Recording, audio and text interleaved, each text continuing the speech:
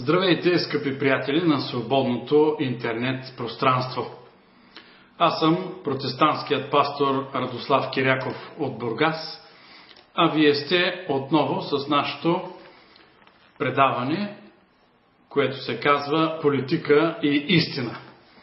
Както вече знаете, ние озаглавихме това наше предаване с това заглавие, с това име, Политика и истина, тъй като сам нашият Господ Исус Христос е казал в Евангелието: и ще познаете истината, и истината ще ви направи свободни. На първо място ние искаме и нашата мечта е страната ни да се превърне в една свободна страна. Тя, за съжаление, все още не е свободна страна. Разбира се, не може да отречем, че има някои свободи, но все още има много какво да се желае по отношение на свободата. Ние не можем да кажем, че е напълно свободна и освободена нашата страна. На второ място, ние сме озаглавили и именували нашето предаване Политика и истина, защото в политиката трябва да има истина, в политиката трябва да има морал.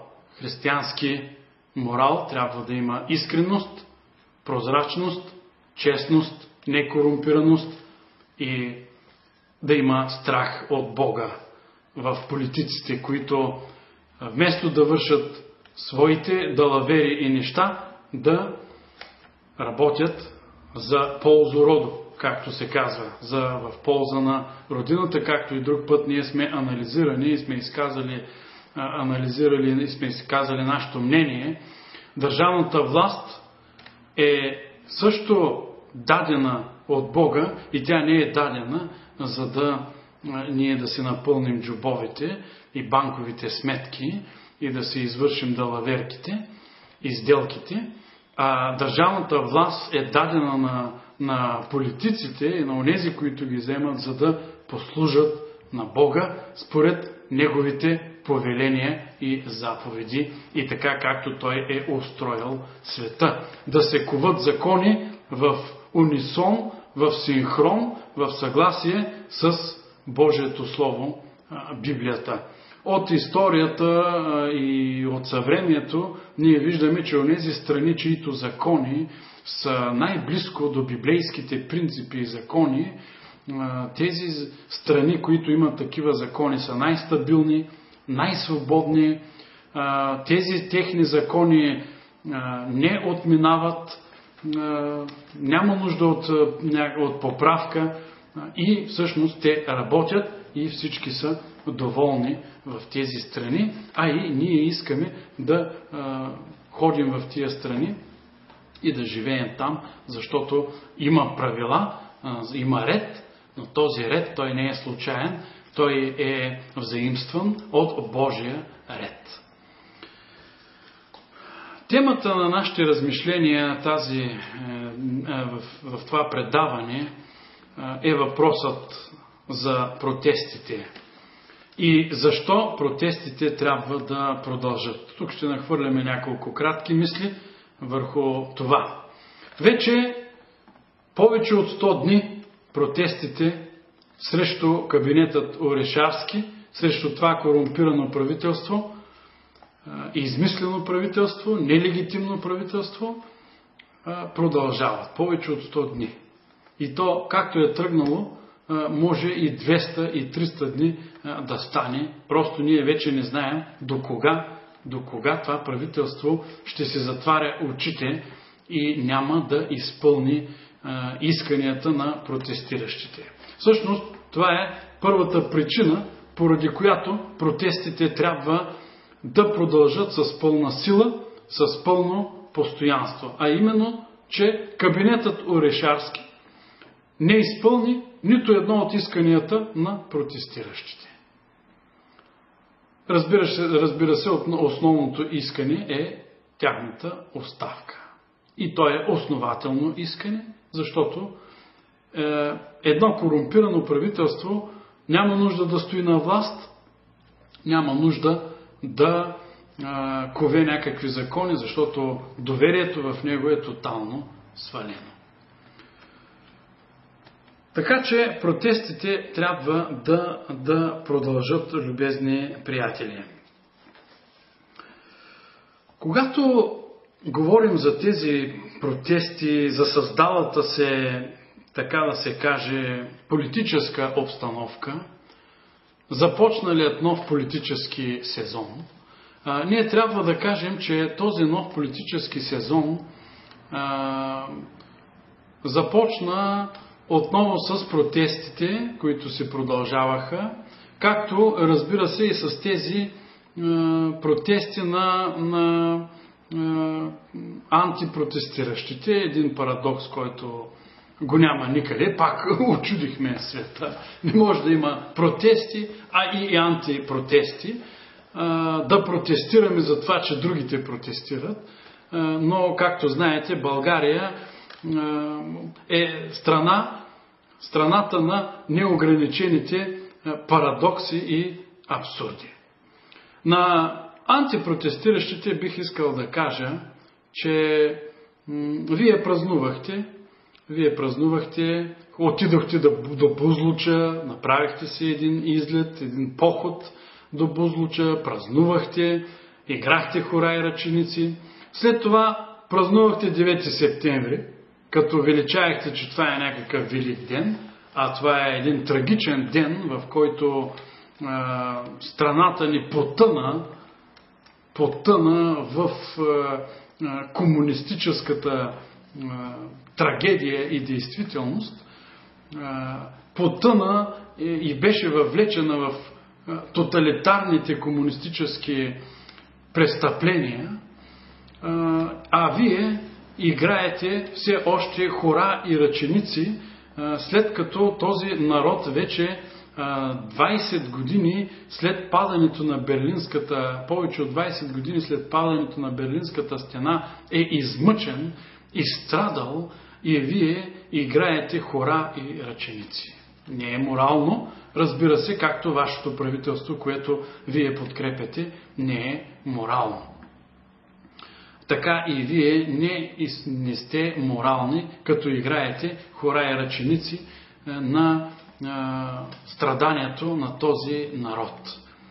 Още по-малко, като духовно лице, бих искал да ви кажа, че вие нямате никакво право да играете вашите хора и ръченици и веселие да се правите пред храм-паметникът Александър Невски, на този площад, на тази свята земя. Вие абсолютно нямате право да стъпвате там, защото вашата партия, столетница, която подкрепяте и чието правителство подкрепяте, рушеше църкви, преследваше духовници и свещеници, изпращаше ги в лагери, интернираше ги, разделяше ги от техните семейства, убиваше ги.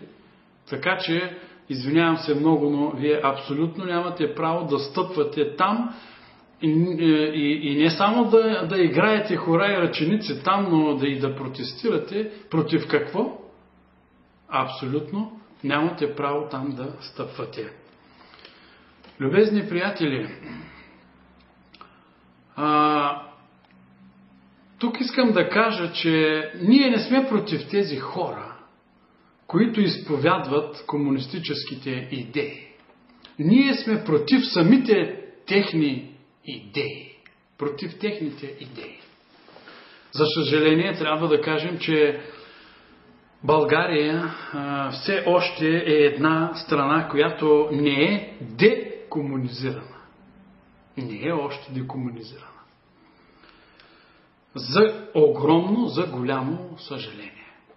България е все още една страна,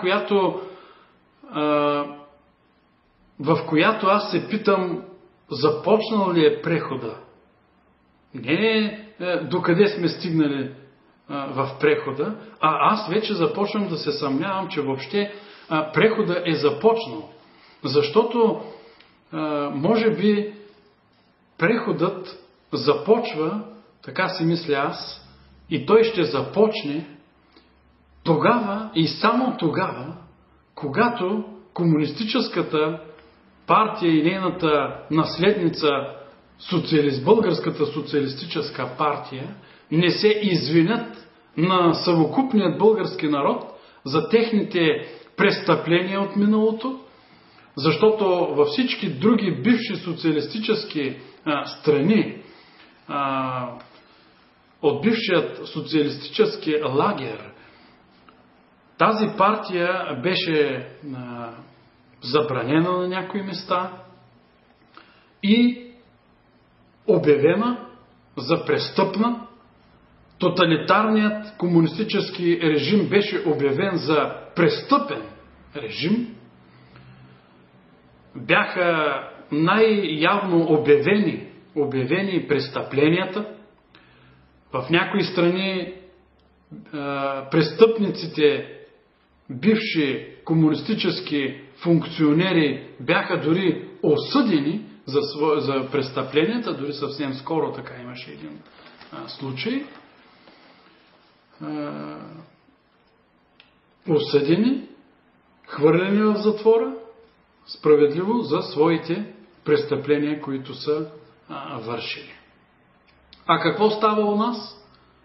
Все още има хора, които бленуват за миналото, това престъпно, тоталитарно, мрачно минало, в което страната ни потъна в тъмнината, в мрака след 9 септември 1944 година, а още има хора в страната ни, които бленуват едва ли не това време да се върне. Как е възможно? Как е възможно? Ето такива едни белези ми говорят, че все още преходът въобще даже и не е започнал. Защото никой не заклейми, никой официално политиците ни не обявиха този режим за престъпен, а социалистическата компартия, да я наречем така, не се е покаяла. Знаете ли, че в християнството човек започва да се променя, започва по новият християнски път, тогава и само тогава, когато той първоначално се покая за греховете си пред Бога и започне на чисто с Бога. Така и нашият преход, така и нашият катарзис, за който сега се говори, ще започне тогава и само тогава, когато политиците ни се издигнат на това високо, духовно, културно, нравствено ниво, при което те се покаят и извинят за това тоталитарно престъпно минало. Говоря най-вече за социалистите. Те трябва да се покаят. Те трябва да помолят нацията за прошка. Ако искат отново тази нация да им гласува доверие и да се започне всичко на чисто. И да не забравят, че народът вече иска морал в политиката. Като духовни лице искам да ви кажа, че моралът той не идва и така от въздуха. Той не се измисля от човеците.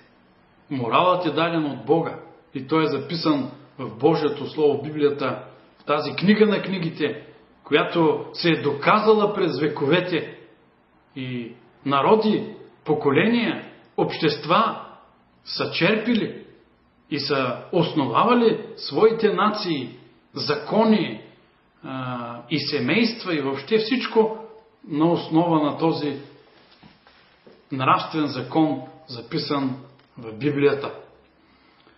Така че ние сме още много далеч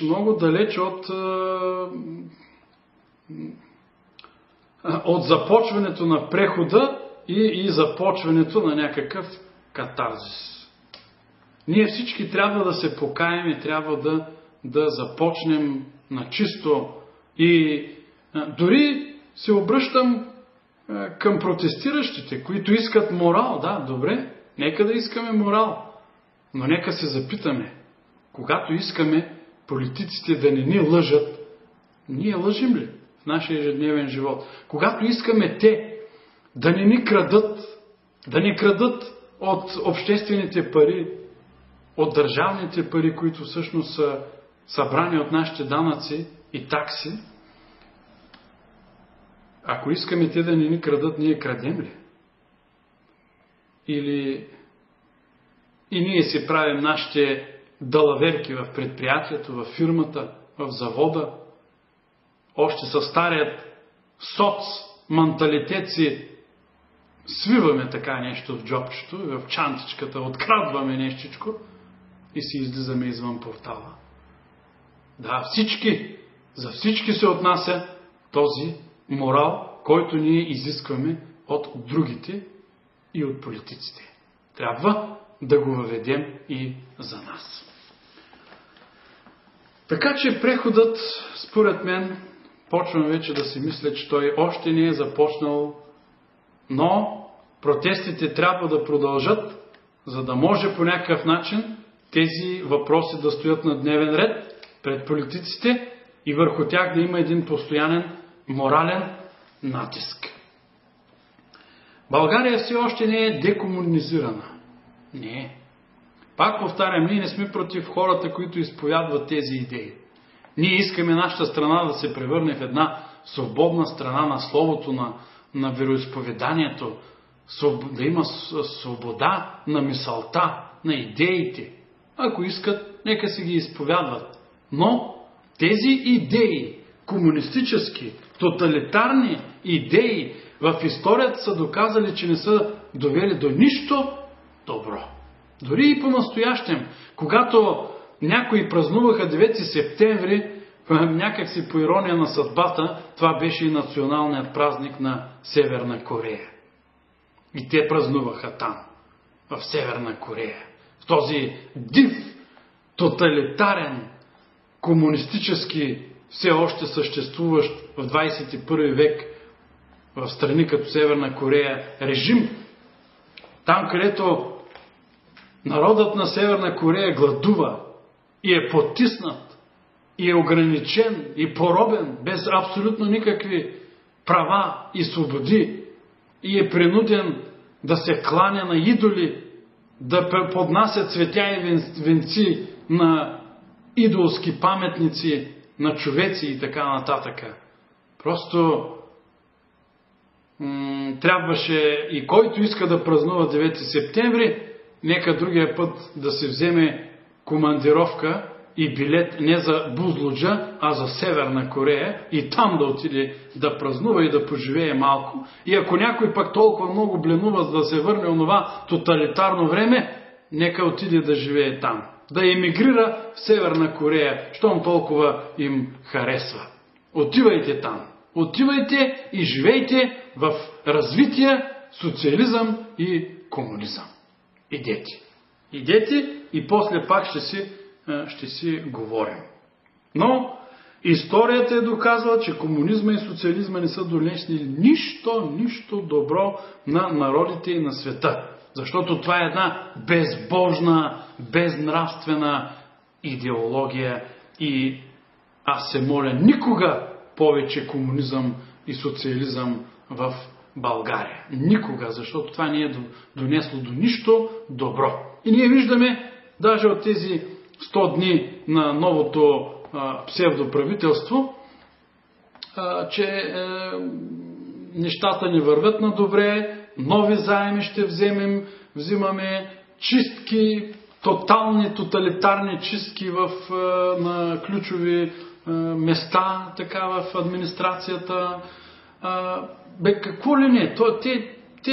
Тези 100 дни са 100 поразии.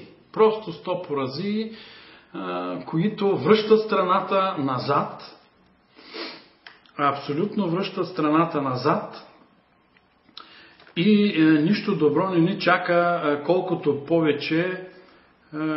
колкото повече този кабинет Орешарски стои на власт. Поразии, които после отново години ще ни отнеме ние да ги оправяме и народът ни да страда, ние, нашите чада и внуци да изплащат поразиите. Правят се сега изкуствени такива маневри купят гласове, като се повишават пенсии, като се дават коледни надбавки, майчински и така нататък. Това не е, мили приятели, защото този кабинет мисли за вас, а за да може на следващите избори отново да гласувате за тях. Но нека не бъдем толкова наивни да им повярваме, а да мислим дълновидно за страната си, за да не бягат чадата ни извън страната, но ние да живеем в една наистина, да си извоюваме една свободна страна, в която политиците не са сраснати с олигарсите и олигархичните структури, но която е за политици, които са морални, които са прозрачни, които изпълняват волята на народа. И накрая нека да кажа още една причина, поради която протестите трябва да продължат, защото те трябва наистина да продължат, защото се оказва, че те са единственият авторитет за страната ни по-настоящем пред западните народи и пред западния свят. Въобще пред света, цивилизованият свят. Защото знаете ли как ни гледат чужденците? Хората, които наблюдават процесите в страната, наблюдават новият кабинет, хората, които искат да инвестират тук, но те на първо място виждат едно правителство, което връща страната назад, едно правителство, което отново започва да прилага социалистически мерки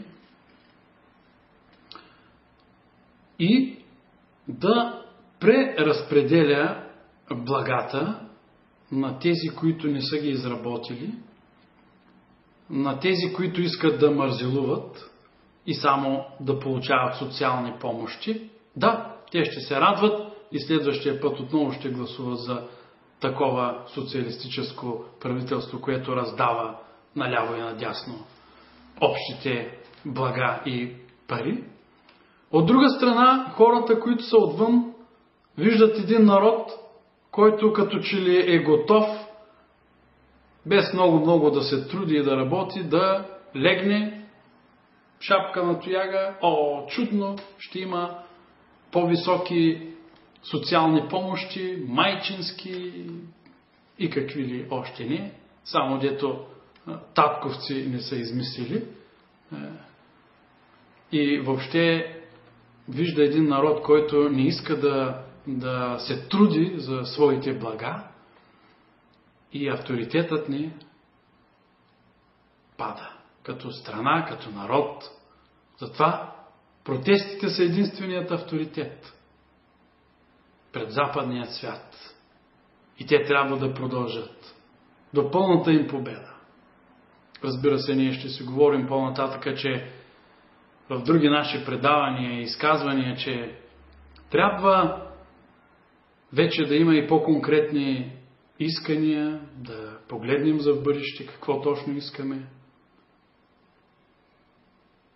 и как искаме да се развива страната ни и какво искаме нашите политици да правят. Но за сега нека да спрем до тук. Мисля, че това беше достатъчно, което исках да споделя с вас. Нека Бог да ви благослови. Имайте смелост, твърдост и вяра в доброто бъдеще на България. С Бога напред, с християнския морал, не с гей паради. Така няма да стигнем до никъде. Отново подчертавам, ние не сме против хора, които имат своите различни разбирания, но нещо, което е зло, което е против естеството, нека не го парадираме, нека то да не намира почва у нас. Кои искат да се го правят, да се изповядат, да си имат своите клубове, геи клубове, кои искат да се основат. комунистически клубове да се правят, които изповядват тези идеи. Но не може страната да продължава основана на тези сбъркани, сгрешени поначало идеи.